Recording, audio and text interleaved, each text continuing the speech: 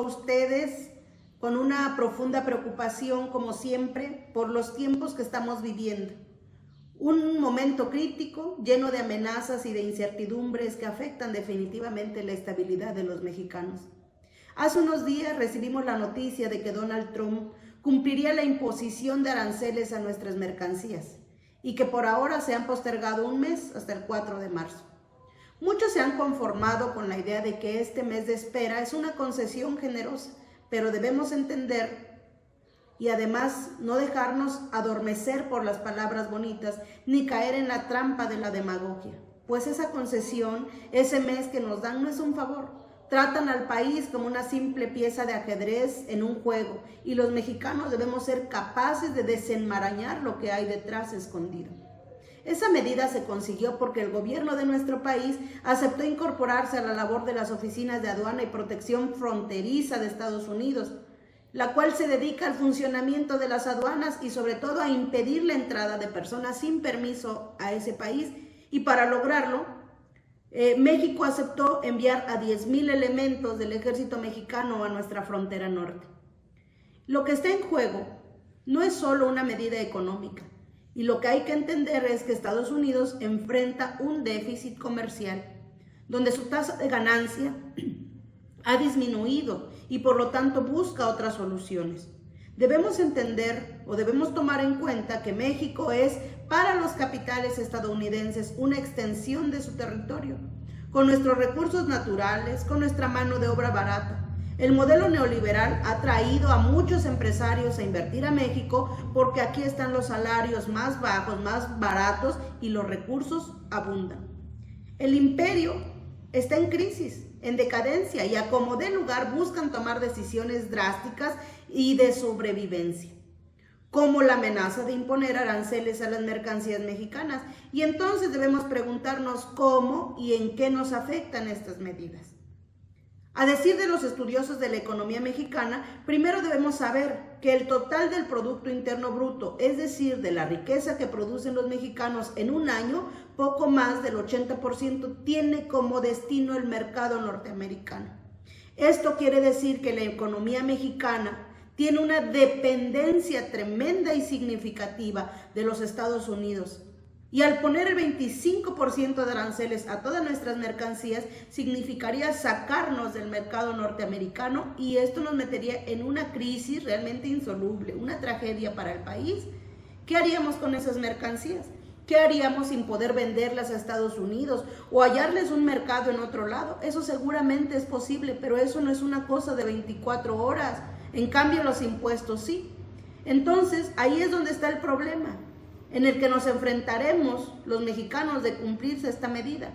Las empresas cerrarán, despedirán a miles de trabajadores, sumirán a las familias aún más en la pobreza y la necesidad. Habrá un país sin empleos, con productos más caros, sin ingresos para poder comer y brindar el pan de cada día de nuestras familias, sin vivienda, sin apoyo al campo, etcétera, etcétera. Limitaciones que de por sí ya vivimos los mexicanos y que se han agudizado sobre todo en estos tiempos de la Cuarta Transformación. Por otro lado, nos están pidiendo que nos hagamos cargo de la seguridad en la frontera, mientras que las deportaciones de los mexicanos continúan sin cesar. Miles de mexicanos que un día salieron a ganarse la vida al extranjero regresan. Y cada deportación significa más familias destrozadas, más personas que regresan sin trabajo, sin educación, sin servicios, sin médicos. ¿Y qué les ofrece el gobierno mexicano a los deportados? 2,000 pesos, un albergue temporal y algunos cuantos empleos. Pero sabemos que esto no es suficiente. Por ejemplo, los 2,000 pesos no cubren ni las necesidades más básicas. Las promesas vacías no pueden callar nuestra realidad y debemos exigir algo más concreto y digno para todos los mexicanos y a todos nuestros hermanos emigrantes que sufrirán esta medida. A todo esto se le suma la amenaza aún mayor de que Estados Unidos clasifique a los grupos del crimen organizado como grupos terroristas, lo cual abre la puerta para que Estados Unidos intervenga en nuestro país bajo el pretexto de combatir el narcotráfico.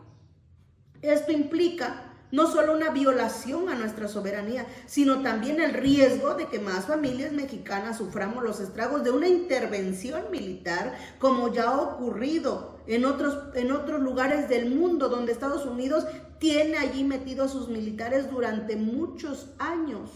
Eso le va a pasar a nuestro país.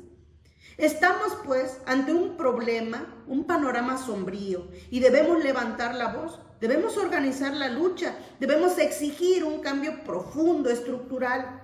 Y es cierto que la unidad nacional es importante, por la cual pugna la presidenta de la República, pero esa unidad no puede ser una unidad impuesta, pues esa unidad es la que el pueblo de por sí vive, una unidad donde se ve obligado a aplaudir decisiones y donde los poderosos deciden y el pueblo no cuestiona. Esa unidad es la que hemos vivido, careciendo de obras, de servicios elementales en los pueblos y colonias, una unidad que ha silenciado al pueblo con dádivas y tarjetitas, y además lo ha conformado a resignarse a vivir a su suerte. Esa unidad no es la que necesitamos los mexicanos para hacerle frente a los problemas económicos de nuestro país. La verdadera unidad del pueblo, la verdadera unidad nacional, será posible cuando las necesidades de todos los mexicanos sean atendidas, cuando no haya más simulaciones de democracia ni más monopolios que controlen nuestras elecciones, cuando no tengamos que resignarnos a vivir en la miseria y en la pobreza, a la falta de derechos, a la represión, o sea, cuando el pueblo sea quien gobierne de acuerdo a sus intereses. Por eso los invito a seguir luchando, a no bajar la guardia, a exigir soluciones reales para nuestros hermanos deportados. Los antorchistas con mayor claridad debemos seguir luchando para construir una sociedad más justa y más equitativa para todos, y no cesaremos en esa tarea.